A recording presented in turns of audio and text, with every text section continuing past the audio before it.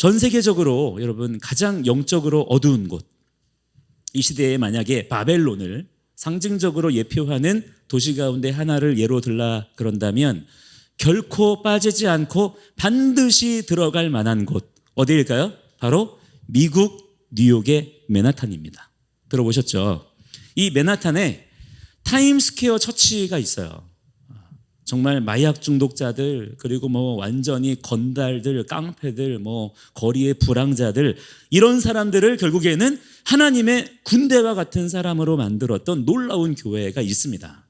이 교회를 세우신 목사님이 데이빗 윌커슨 목사님인데, 지금은 이제 고인이 되셨습니다마는 많은 분들에게 정말 존경을 받으셨던 분이고, 정말 모든 세계 교회의 강력한 영적 리더십을 발휘하셨던 그런 위대한 종으로 쓰임 받으셨던 그런 분이세요. 그런데 이 데이빗 윌커슨 목사님이 그 타임스퀘어 처치, 타임스퀘어 교회를 담임을 하시면서 늘 그 교회 성도들에게, 교인들에게 주기적으로 하셨던 말씀이 있다 그래요. 사랑하는 여러분, 지금 우리는 썬데이 피크닉 온 것이 아닙니다. 지금 우리는 파티 온 게 아닙니다. 그러므로 여러분 깨어 있으십시오. 여러분의 생명을 위해서라도 깨어 있어야 합니다. 이런 메시지를 이 데이빗 윌커슨 목사님이 전 세계에서 가장 많은 엘리트들이 모여있고 가장 많은 돈이 흘러 들어가고 있는 그 맨하탄 한복판에 있는 그 교회에서 주기적으로 외치셨다는 거예요. 깨어 있으라고. 교회 생활을 무슨 피크닉, 어디 소풍 가듯이 하지 말라고, 정신 차리라고 계속 그렇게 경고하신 겁니다. 왜냐하면 이거는 라이프 앤 데드, 생명과 죽음, 사느냐 그렇지 못하느냐, 또한 궁극적으로는 단지 내 개인의 문제 정도가 아니라 뭐예요? 하나님의 나라, 하나님의 왕되심에 대한 그런 정도의 문제이기 때문에 깨어 있으라고 그렇게 호소하시듯이 계속 반복적으로 성도들을 깨우고자 노력하셨다는 것이죠. 자, 오늘 본문에서도 사도 베드로가 우리에게 무슨 말씀을 하고 있는 것이냐, 다른 얘기가 아니에요. 오늘 본문의 말씀을 한마디로 요약하라면 정신 차리라는 것입니다. 지금 이 마지막 때를 살아감에 있어서 성도들이요, 도대체가 너희들 정신머리를 어디에 두고 있는 거냐, 이 얘기를 하고 계시는 거예요. 왜냐하면 지금은 바로 어떤 때입니까? 마지막 때. 한번 따라해 볼까요? 마지막 때. 자, 이 인식을 가지고 계시기 바랍니다. 잊어버리시면 안 돼요. 마지막 때, 엔타임의 시즌이기 때문입니다. 우리는 이것을 의식하며 살아가야 된다라고 하는 거예요. 그냥 마냥 이 시간들이 연속될 것이 아니라 마침내 주님이 정하신 완성의 때가 온다는 겁니다. 우리가 그 임박한 때를 마주하고 있는 줄을 믿습니다. 그 때를 준비하고 있는 줄을 믿습니다. 시한부 종말론은 잘못된 것이지만 임박한 종말론은 우리가 반드시 기억해야 되는 거예요. 흔히 지금 이 시대를 두고 사람들마다 마지막 때다라고 그렇게 다들 얘기하는 거 들어보시죠? 그게 교회 다니는 분들만 그렇게 얘기하는 게 아니고요, 심지어 안 믿는 사람들도 그렇게 얘기합니다. 뭐라 그래요? 말세야 말세 그러잖아요. 말세라는 거예요. 사람들도 느끼는 거예요. 아, 지금 세상이 뭔가 지금 이게 망할 것 같다, 말세다 말세. 지금 우리가 그런 시대에 살고 있다는 겁니다. 사람들이 언젠가부터 마지막 때라고 얘기하기 시작해서 갑자기 마지막 때가 된 것이 아니고, 지금 이 시대가 하나님의 시간표에 있어서 하나님의 구속사, 하나님의 언약의 말씀이 성취가 되어지는 그런 시즌을 우리가 지금 맞이하고 있다라고 하는 것이죠. 따라서 우리 하나님을 경외할 줄 아는 믿음의 성도들에게는 이 마지막 때라고 하는 것이 어떻습니까? 그냥 마냥 두려움의 시간들이 아니고, 우리는 어떻게 해야 돼요? 이 마지막 때에 하나님께서 우리에게 말씀하신 것들에 대한 성취의 소망을 갖는 자들이 되어야 될 줄 믿습니다. 그런 의미에서 정신 차리라고 하는 거예요. 그만큼 우리가 이 마지막 때로 가면 갈수록 막 두려워해야 돼, 걱정해야 돼, 근심해야 돼, 이게 아니고 뭐 하라는 것입니까? 집중하라는 것입니다. 깨어나서 집중할 것이 있다는 거예요. 긴장감을 가지고 우리 주 하나님 아버지께서 지금 이 시대에 행하시는 일들을 좀 보라는 거예요. 바라보라는 것입니다. 지금 이것을 사도 베드로는 교회와 성도들에게 상기시켜주고 있는 거예요. 자, 결국은 이러한 때에 사랑하는 성도 여러분, 여러분들은 어떤 마음가짐으로 신앙생활을 하고 계신가요? 이게 중요한 거죠. 오늘 말씀대로 우리 함께 정신 차리기를 도전드립니다. 정신 차리는 자들이 돼야 될 줄 믿습니다. 정신머리 챙기시기 바랍니다. 우리 놀러 온 거 아니에요, 그죠? 우리 놀러 온 거 아니죠? 우리 소풍 나온 거 아닙니다. 신앙생활을 뭐 아름답게 고상하게 이런 기대는 애당초 어떻게 해야 돼요? 그냥 접으셔야 돼요. 신앙생활을 이쁘게 편안하게 이런 생각은 아예 애당초 접으시라 이 말이에요. 왜 그러냐? 그 이유를 오늘 여러분하고 사도 베드로의 말씀을 통해서 함께 같이 나누기 원합니다. 가장 먼저 베드로는 왜 믿음의 사람들이 고난에 동참해야 되는지에 대해서, 특별히 이 마지막 때에 왜 그렇게 살아야 되는지에 대해서 말씀하고 있습니다. 1절 말씀 같이 한번 읽어볼게요. 1절 말씀 시작. 그리스도께서 이미 육체의 고난을 받으셨으니 너희도 같은 마음으로 갑옷을 삼으라. 이는 육체의 고난을 받은 자는 죄를 그쳤음이니. 아멘 아멘. 아멘이십니까? 자, 이 말씀에 헬라어 원문을 보면요, 이 번역하는 과정에서 접속사 하나가 생략되었어요. 원래 이 4장 1절 첫머리에는 뭐가 들어있었냐면 그러므로라는 말이 들어있었습니다. 그러니까 어떤 말이었냐면, 직역하자면 그러므로 그리스도께서도 고난을 당하셨은즉, 이렇게 원래는 되어 있는 거예요. 앞에서는 어떤 얘기예요? 그리스도께서 고난을 받으셨다라고 하는 것을 앞서 3장에서 쭉 얘기하시고 나서 그 다음에 이어지는 4장 첫머리에서는 이렇게 얘기합니다. 자, 그리스도께서도 앞에서 그렇게 얘기했던 것처럼 그렇게 고난을 받으셨으니까, 그러므로 그렇기 때문에 너희들도 고난에 동참하는 것으로 아예 어떻게 하라는 거예요? 마음으로 갑옷을 삼으라. 아예 그렇게 마음을 결론 내리라는 거예요. 마음을 먹어버리라는 거예요. 고난에 동참해야지. 이렇게 여러분의 마인드셋을 고쳐 먹으라는 것입니다. 이 부분에 대해서 이 마지막 때에 흔들리지 말라는 거예요. 자, 그러면 우리 편에서 질문이 나와요. 왜 그러면 그리스도께서 고난을 받으신 것 때문에 우리도 고난을 받아야 되는 것입니까? 자, 그 대답은 간단합니다. 왜 그래요? 자, 여러분, 우리가 그리스도인이죠. 그리스도인의 정의가 뭐예요? 그리스도를 쫓아가는 사람들이기 때문이에요. 자, 그러면 그렇게 우리가 쫓아가야 할 믿음의 주요 온전케 하시는 우리 주님, 그래서 우리가 끊임없이 살아가는 동안에 바라봐야 되고, 우리의 신앙의 궁극적인 목적으로 두고 있는 우리 주 예수 그리스도께서 그렇게 어디를 향하여? 고난을 향하여 가셨다고 한다면 어때요? 마땅히 당연히 우리 그리스도인들도 무엇을 향해서 가야 된단 말이에요? 고난을 향해서. 여러분, 어려워요? 복잡합니까? 너무나 당연히 이렇게 얘기가 흘러가는 거예요. 여러분, 그리스도인의 정의 간단합니다. 그리스도인의 정의 이제 쉽게 내리세요. 어렵게 내리지 마시고. 뭡니까? 그리스도를 따라가는 자들이 그리스도인이고 그들이 거듭난 자예요. 그리스도를 쫓아가야 된다라고 하는 거예요. 예수님을 흉내내는 자가 돼야 된다는 것입니다. 반대로 아무리 그 사람들이 사람들에게 인정을 받고 그럴듯해 보여도 고난에 그 사람이 동참하지 않고 고난을 피해가려고 하는 사람들이라면 그리스도인이에요? 아니에요? 아니다. 우리는 이 결론을 내릴 수가 있어야 된다는 거예요. 뭐 입으로는 그래요. 나는 예수를 구주로 영접했습니다. 나는 예수님이 내 삶의 전부가 되시는 분이십니다. 정말 마음 다해 나는 주님을 사랑합니다. 오케이, 좋습니다. 입술의 고백도 중요해요, 그죠? 마음의 확신 중요해요, 안 중요해요? 중요하죠. 필요해요. 마음으로 믿고 입으로 시인하여 우리가 구원에 이르고 의에 이르는 거 맞아요. 그러나 여러분, 그게 정말로 진짜라면 그렇기 때문에 그리스도를 쫓아가는 거예요. 당연히 그리스도를 따라가는 것입니다. 왜냐? 왜 그래요? 그리스도가 주인이시기 때문이에요. 우리가 그렇게 얘기했잖아요. 그분이 구주이시기 때문이죠. 그러면 쫓아가야 된다는 거예요. 아멘입니까? 너무나 이 논리 구조가 복잡해요? 단순해요? 단순합니다. 단순한 거예요. 쫓아가지 않으면, 그 길을 따라가지 않으면 사실은 무엇으로 다 드러난다? 가짜다. 다 드러나게 된다는 거예요. 누구도 핑계할 수가 없는 겁니다. 그렇기 때문에 사랑하는 성도 여러분, 여러분이 나는 그리스도인이야 이렇게 스스로를 그렇게 인정하신다라고 한다면 그리스도와 함께 어떻게 마음의 갑옷을 삼아야 돼요?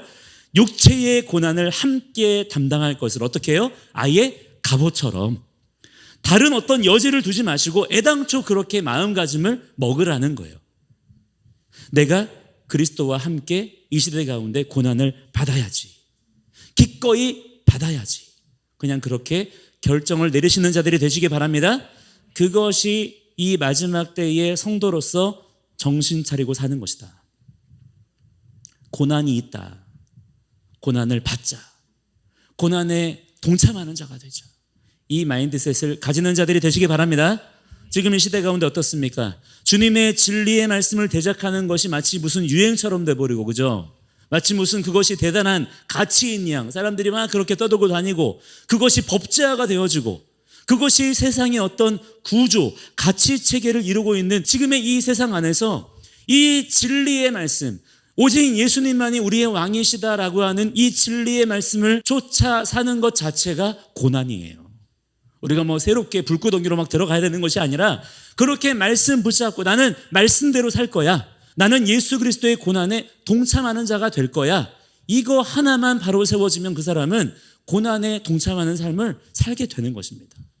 성경이 말씀하는 모든 경고와 권면이요, 우리가 사는 지금 이 시대에 와서 놀랍게 지금 펼쳐지고 있고 성취되고 있는 것들을 우리가 보고 있어요. 여러분, 그렇게 마음을 먹을 수 있기를 도전드립니다. 그런데 또 중요한 것은 그 고난의 현장 가운데 앞서 그 고난의 길을 가셨던 주님의 임재, 주님의 실제적인 통치하심이 함께 하시는 줄로 믿으시기 바랍니다. 주님이 우리를 그냥 고난의 현장으로 던져버리신 게 아니라 주님께서 먼저 가셨어요. 우리가 혼자 걷는 길이 아니에요. 주님께서 먼저 걸으셨고 먼저 승리하셨습니다. 할렐루야. 이걸 믿고 신뢰하고 붙잡으면서 나도 그 길을 걸어가는 거예요. 자, 그리고 두 번째, 우리가 그 고난에 동참해야 되는 이유를 1절 후반절부터 2절까지 얘기합니다. 1절 후반절에 보시면 이는 육체의 고난을 받은 자는 죄를 그쳤음이니, 2절 보겠습니다. 시작. 그 후로는 다시 사람의 정욕을 따르지 않고 하나님의 뜻을 따라 육체의 남은 때를 살게 하려 함이라. 아멘. 자, 이 말씀에서 우리가 이 마지막 때를 살아가는 아주 중요한 인사이트를 얻을 수가 있어요. 육체의 남은 때를 사는 두 가지의 방법이 있다는 거예요. 첫 번째는 뭐예요? 정욕을 따라 사는 방법이 있고요. 두 번째는 뭡니까? 하나님의 뜻을 따라 사는 거가 있다는 거예요. 나오잖아요. 이 둘 중에 하나를 선택해서 사는 거예요. 여러분의 선택이에요. 중간은 있어요, 없어요? 없습니다. 성경은 어떤 경우에도 중간을 말하는 적이 없어요. 이래도 되고 저래도 돼, 이런 적이 없습니다. 굉장히 하나님께서는 양극단으로의 결정을 우리에게 요구하세요. 물론 갈등이 있고 방황하는 어떤 과정들은 있을지라도 결국에 이 둘 중에 어느 한 방향을 그 사람은, 나는 설정하고 쫓아간다는 거예요. 그게 인생이라는 거예요. 선택하라는 것입니다.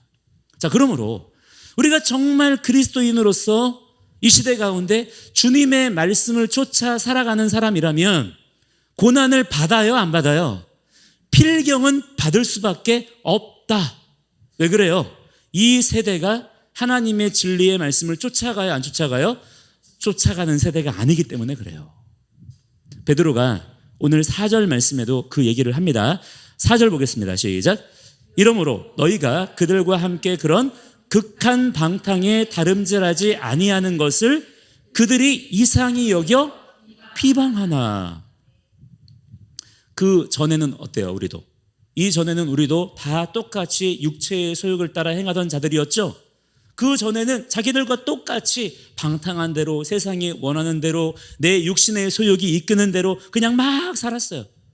그런데 이제는 복음을 통해서 변화되었어요.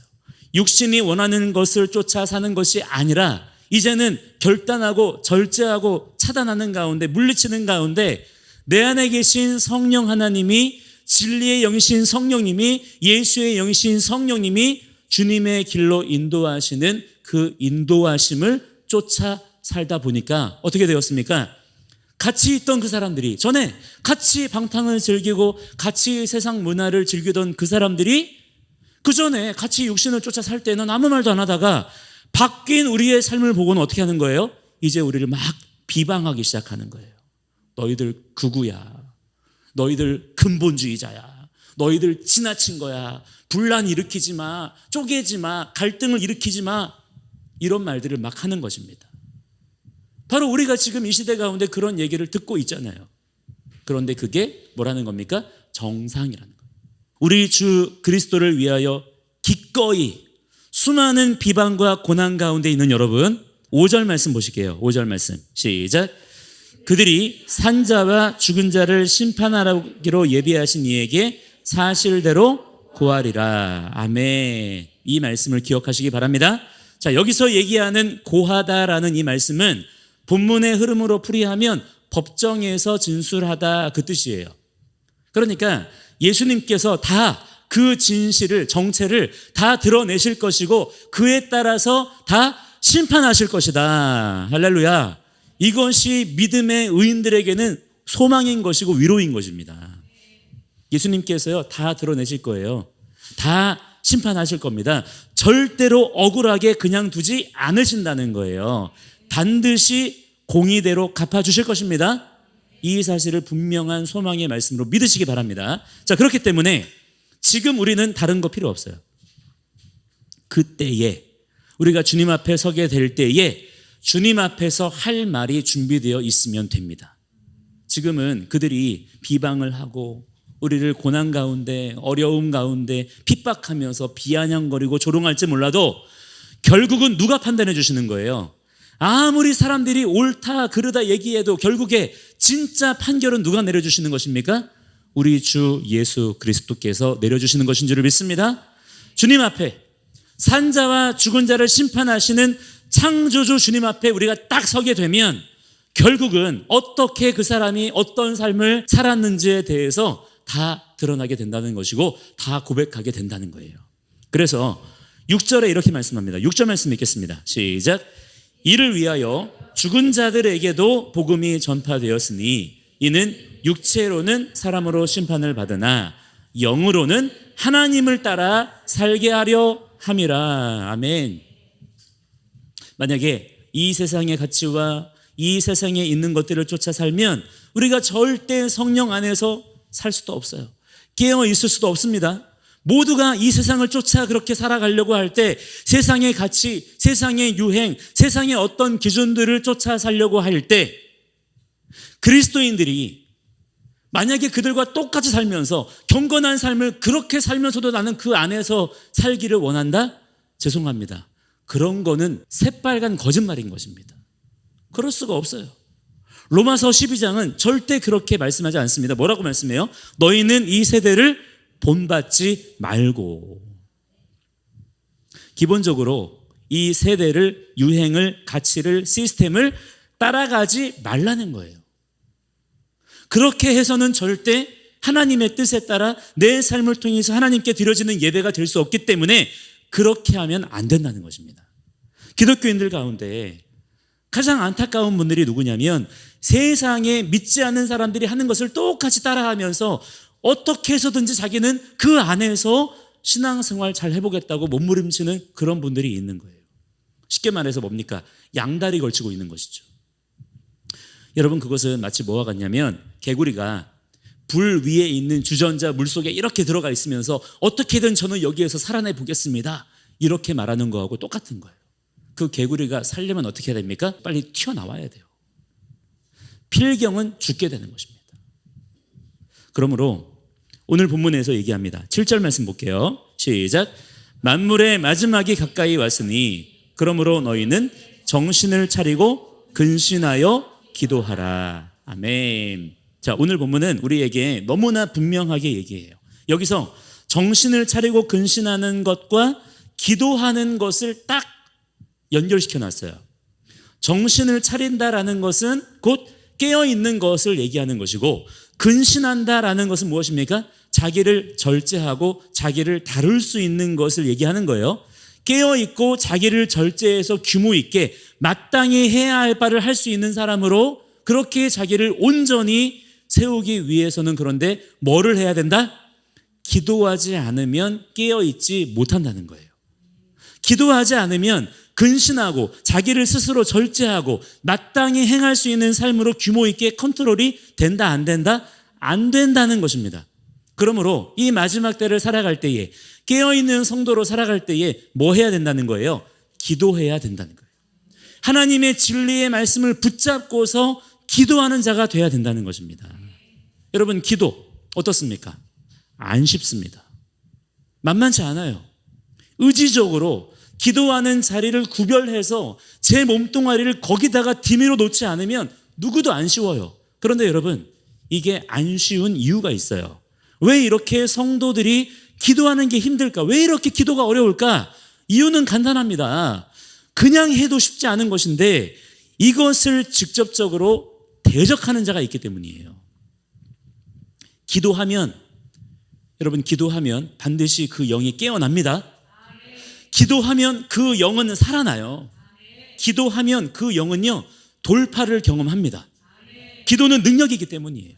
그렇기 때문에 사단이, 이 귀신의 악한 영들이 다른 거는 다 내버려 둬도 뭐를 허용 안 해요? 하여튼 어떤 이유든 간에 기도하는 자리는 못 나가도록 방해하는 거예요. 피곤하잖아. 너 바쁘잖아. 어렵잖아. 뭐 이렇게 빡빡하게 살아. 내일 하자. 모레 하자. 그런데 어때요? 그 말들이 지금의 이 시대의 상황과 분위기에 맞물려 가지고 되게 설득력이 있는 거예요. 정말 그런 것 같은 거죠. 그러니까 내 스스로 그렇게 수긍을 해버리고 그 선택을 해버리는 거예요. 예전에 제가 청년들 지도할 때 청년들 가운데 막 은혜 받고 이제 막 열정이 좀 생겨난 그런 친구들이 꼭 와서 묻는 게 있었어요. 목사님, 기도해야 되겠는데 기도 어떻게 하는 거예요? 기도하는 법을 알려주세요. 그러면 저는 뭐라고 대답할까요? 저는 되게 막 안 친절했어요. 그래서 어떻게 얘기했냐면 그냥 해. 그냥 가서 무릎 붙이고 앉아 있어. 거기 가서 버티고 있어. 너에게 주어진 그 기도의 시간에 그 기도의 자리에 가서 그냥 버텨내. 살아내. 왜냐하면 기도는 무슨 요령이나 노하우가 아니기 때문입니다. 기도는 그냥 하는 거 외에는 일단 다른 방법이 없어요. 기도의 자리로 가서 엉덩이 붙이고 앉아 있으면 내 영은 일단 깨어나고 살아나는 것입니다. 물론 기도에 필요한 여러 가지 훈련들이 있을 수 있지만 가장 먼저 뭐가 있어야 돼요? 기도를 하기 위한 나의 시간과 장소가 마찬가지로 구별되어야 된다라고 하는 것이죠. 내가 기도하는 자가 먼저 돼야 됩니다. 깨어있는 자들은 하나님의 의중을 분별하게 됩니다. 깨어있는 자들은 하나님의 인도하심을 받아요. 그렇기 때문에 뭐 해야 된다는 거예요? 기도해야 된다는 것입니다. 기도의 시간을 구별하는 자들이 되시기 바랍니다. 하나님의 말씀과 기도에 더욱 집중하실 수 있는 이 시대에 깨어있는 여러분들의 삶이 되시기를 도전드립니다. 자, 그리고 나서 베드로는 이 하나님의 산 소망을 갖고 있는 자들이 이 지금의 우리가 경험하고 있는 것처럼 마지막 때가 가까이 올수록 그렇다면 구체적으로 어떻게 살아야 되는지에 대해서 설명을 합니다. 자, 시간 관계상 짧게 말씀드리겠습니다. 네. 자, 첫 번째 8절입니다. 8절 말씀 읽겠습니다. 시작. 무엇보다도 뜨겁게 서로 사랑할지니 사랑은 허다한 죄를 덮느니라. 아멘. 자, 뜨겁게 하라는 거예요. 뜨겁게. 이 단어를 다른 말로 하면 적극적으로, 열정적으로 하라는 것입니다. 뭐를? 사랑을. 자, 마태복음 24장에 보시면 마지막 때의 가장 뚜렷한 징조 중에 하나가 뭐냐면, 자, 중요합니다. 순서가 중요해요. 불법이 성함으로 사랑이 식어간다. 이 말씀이 있거든요. 그냥 사랑이 식어지는 게 아니에요. 이유가 뭐라는 거예요? 불법. 불법이 뭡니까? 그냥 막 우리 기준의 불법이 아니라 하나님의 법에 반하는 것들이 막 성하는 거예요. 하나님의 말씀의 법이 쇠퇴하고 무너질수록 사랑이 식어간다. 이 말씀을 하고 있습니다. 즉 무엇입니까? 지금 우리가 살아가고 있는 이 시대가 마지막 때잖아요. 이 세상은 지금 어때요? 사랑이 식어가고 있다. 이것을 우리가 인식해야 된다는 거예요. 그렇기 때문에 이 사랑이 식어가고 있는 세대 가운데 우리 하나님의 말씀 맡은 믿음의 산 소망을 가진 자들이 뭐 해야 돼요? 주님의 남은 고난에 동참하는 삶으로서 뭐 하라는 것입니까? 뜨겁게 적극적으로 뭐 하라는 거예요? 사랑하라는 거예요. 제가 늘 얘기하죠. 사랑이 뭐라 그랬습니까? 아까 사랑이 어떻게 식어진다 그랬어요? 불법이 성함으로죠. 반대로 보셔야 돼요. 사랑은 무엇입니까? 하나님의 말씀이 세워지는 거예요. 말씀대로 그에게 하는 것입니다. 사람을 사랑하는 것, 부모를 공경하고 자녀를 사랑하고 부부끼리 사랑하고 연인끼리 사랑하고 다 마찬가지예요. 그에게 말씀대로 행하는 것이고, 하나님을 사랑하는 방법은요, 말씀대로 하나님께 대하는 것입니다. 하나님이 우리를 사랑하시는 것도 마찬가지예요. 하나님께서는 하나님의 사랑을 말씀대로 우리에게 행하시는 분이십니다. 사랑의 정의, 말씀대로 그에게 행하는 것, 그거를 모든 관계 속에 다 하는 거예요. 그러면 말씀의 불로서 그 누구보다 뜨거운 사랑을 하게 되는 줄로 믿습니다. 자, 둘째로 9절에서 말씀합니다. 서로 대접하기를 어떻게 해요? 원망 없이 해라. 자, 간단해요. 이게 무슨 말이냐? 섬기실 때 궁시렁궁시렁 거리지 말라는 거예요.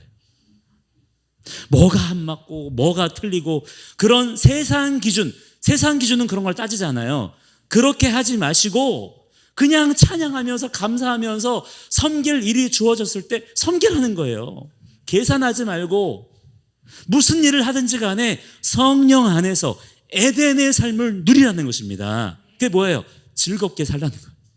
그냥 마냥 정신 나간 사람처럼 그냥 헤헤거리고 돌아다니는 얘기가 아니고 하나님의 말씀이 부어지면 에덴이 회복되어지는 줄을 믿습니다. 에덴은 기쁨이라는 뜻이잖아요. 우리의 삶에 에덴이 회복되어야 될 줄 믿습니다. 어디에? 섬김의 자리 가운데. 일의 귀천에 상관없이 어떤 일의 중요성에 상관없이 누가 인정해 주던 인정해 주지 않던 그냥 우리에게 주어진 일이라면 충성되이 즐겁게 감사함으로 감당하라는 거예요. 그것이 또한 마지막 때 누가 해야 돼요? 성도가 해야 될 중요한 본분이라는 것입니다. 자, 10절에 보시면 10절 보겠습니다. 시작. 각각 은사를 받은 대로 하나님의 여러 가지 은혜를 맡은 선한 청지기 같이 서로 봉사하라. 아멘. 자, 이 한 절 가지고도 되게 얘기할 게 많긴 한데, 자, 일단은 뭐냐면 세상 사람들은 누구에게 보이려고 해요? 사람들에게 보이려고 하잖아요. 위대한 일, 가치 있는 일이라고 하는 게 뭡니까? 얼마만큼 사람들이 알아주냐, 얼마만큼 사람들이 높여주냐 이거잖아요. 그러나 우리는 그렇게 하면 된다 안 된다? 이 세대를 본받지 말라 그랬잖아요. 그렇게만 안 된다는 것입니다. 하나님께서 주신 은사대로 어떤 마음가짐으로 그것을 선한 청지기로서 주인을 바라보며 주인을 기쁘게 하기 위하여 감당하는 자가 되라는 거예요. 이 기준을 가지라는 것입니다. 그러면 그것을 구체적으로 어떻게 하라는 것이냐? 11절에서 자세히 말씀합니다. 11절에 자세히 말씀해요. 함께 시작. 만일 누가 말하려면 하나님의 말씀을 하는 것 같이 하고 누가 봉사하려면 하나님이 공급하시는 힘으로 하는 것 같이 해라. 이는 범사에 예수 그리스도로 말미암아 하나님이 영광을 받으시게 하려 함이니 그에게 영광과 권능이 세세에 무궁하도록 있느니라. 아멘 아멘. 자, 어떻게 하라는 것입니까? 정신을 차리고 하나님께 집중하라는 거예요. 집중. 하나님께 집중. 하나님께서 하시는 것 같이 나도 그렇게 하라는 것입니다. 그게 형상이라는 말의 본질이에요. 마치 그림자처럼 우리가 배웠잖아요. 그죠? 그림자처럼 본체를 따라하는 흉내내는 그것이 우리의 구체적인 행동 양식, 사고방식, 우리 인생의 방향이 되어야 된다. 그게 마지막 때에 우리 성도들의 삶 가운데 그리스도 예수 안에서 성령의 능력으로 회복이 되어져야 되는 것이다. 우리가 주님을 따라하는 자들이 되어야 될 줄 믿습니다. 주님을 흉내내는 자들이 되어야 돼요. 이 정체성이 회복되어야 됩니다. 여러분, 지금은 마지막 때라는 겁니다. 그렇기 때문에 지금 다른 사람 쳐다볼 여유가 있어요, 없어요? 지금은 마지막 때이고 하나님의 그 귀하신 말씀이 성취가 되어지는 그런 시즌이고 하나님의 나라가 완성되어지는 그러한 시즌이기 때문에 하나님 그분께 우리가 모든 초점을 맞춰야 된다는 거예요. 왜요? 우리가 그리스도인이기 때문에. 그걸 누구만 할 수 있느냐? 부활의 산 소망을 가지고 살아가는 자들만이 그렇게 할 수가 있다는 것입니다. 그게 누구입니까? 바로 우리인 줄을 믿습니다. 주님의 몸된 교회와 성도가 바로 그 책임을 맡은 자들이라는 거예요. 그러니까 다른 종교들에도 있는 것처럼 어떤 사후 구원, 내가 죽으면 어떻게 될까? 이거를 해결하기 위해서 기독교 복음 진리가 있는 게 아니에요. 복음의 온전한 진리가 세워져야 될 줄 믿습니다. 자, 그래서요, 일단 뭐가 중요하냐? 오늘이 중요한 거예요. 여러분, 오늘을 잘 살아내는 자가 되시기 바랍니다. 한번 따라하겠습니다. 오늘이 중요하다. 지금 이 순간이 중요하다. 자, 항상 세상은 내일을 바라보라고 그래요. 10년 뒤를 계획하라고 그러고 네가 나중에 늙어서 어떻게 살 거냐를 계획하라고 그래요. 여러분, 이 거꾸로 가셔야 돼요. 우리는 내일이 아니라 10년 뒤가 아니라 내 노후의 때가 아니라 바로 지금 이 순간을 하나님 말씀대로 즉각 순종으로 채워가는 자들이 돼야 될 줄 믿습니다. 우리에게 주어진 지금의 이 순간순간이 바로 마지막 때의 시간들이에요. 그렇기 때문에 오늘 말씀에서 우리가 가르침 받은 대로, 명령 받은 대로 순종하며 사는 자들이 돼야 될 줄 믿습니다. 여러분, 순종은요, 간단하게만 말씀드릴게요. 사실은 뭐예요? 순종은 뭐예요? 흉내내는 거예요. 순종은 따라하는 것입니다. 하나님을 따라하는 그것이 모든 지혜와 지식의 근본인 줄을 여러분 믿으시기 바랍니다. 자, 이 소망을 가지시고 우리가 이 마지막 때를 담대하게 돌파할 수 있는 그런 저와 여러분 모두가 될 수 있기를 주의 이름으로 간절히 축복합니다. 자, 그러므로 이 시간 기도하실 때 뭐라고 먼저 기도를 해야 될까요? 주님, 정신 차리게 하여 주시옵소서. 우리가 조금만 마음의 긴장감을 늦추잖아요? 금방 정신 나갑니다. 지금 이 시대에 굉장히 빠르게 흘러가는 시대의 조류에 휩쓸려 버려가지고 정신이 막 혼미케 되어져요. 그래서 근신하여서 깨어서 우리가 정신을 차리고 하나님께 우리의 시선을 고정하는 자들이 되어야 될 줄 믿습니다. 믿음의 긴장감을 회복시켜 주시옵소서. 내가 딴 데 쳐다보지 않도록 주여 도와주시옵소서. 사람들을 우리가 사랑해야 되고 존중해야 되고 배려도 해야 되는 건 맞아요. 우리가 무례히 행치 말아야 되지만, 그러나 가장 중요한 기준은 무엇입니까? 하나님을 경외하는 가운데에서 사람인 것입니다. 우리가 눈치 보며 살지 아니하도록 믿음의 표대를 분명히 세우며 살아갈 수 있는 주님의 선한 청지기의 삶을 다 살게 하여 주시옵소서. 함께 간절한 마음으로 주여 부르고 기도하겠습니다. 주여.